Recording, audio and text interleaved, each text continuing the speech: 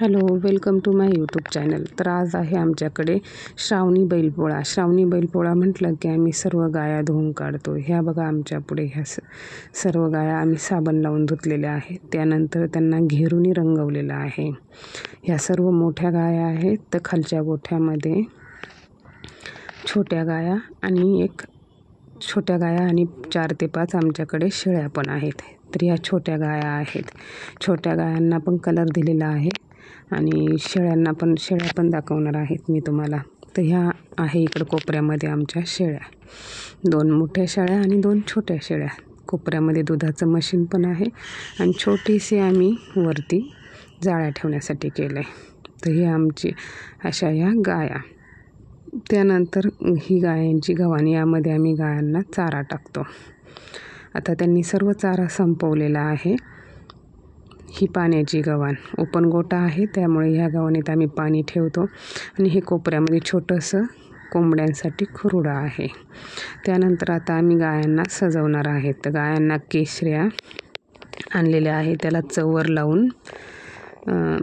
लावून आणि घुंगरू बांधून हे सजवणार आहे. तर आजी चवर कापून प्रत्येक गाईच्याला चवर हे करणार आहे. आणि शेळ्यांसाठी कृष्णाने घुंगरू आणलेले आहेत. छोटे बैल आणलेत, कोहळं आणलं. ही छोट्या बैलांची मांडणी करायची आहे. गव्हाची रास करावा लागते. साईडने गहू आणि मध्ये बैल, त्यानंतर त्यांच्या पुढे गहू ठेवावं लागतात. तर 5 बैल आणि एक हे असतो, एडका असतो. छोटे छोटे बैल आणलेले आहेत त्यांनी. हे अशी गव्हाची 5 बैलांसाठी 5 हे केलेले आहे. ते व्यवस्थित केलं की त्यावरती आता गहू बैल ठेवणार आहेत. हे तसं पाहिलं तर बैलांच्या पुढेच असतं, पण बैल काय ते हे करतात, त्यामुळे मी त्यावरती दरवर्षीप्रमाणे हळदी कुंकू टाकून पूजा करून त्यावरतीच बैल ठेवते.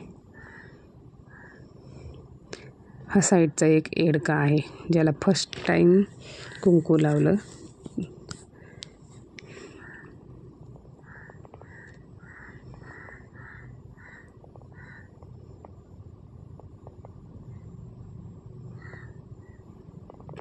आमच्यामध्ये बैलांची अशी पूजा करतात.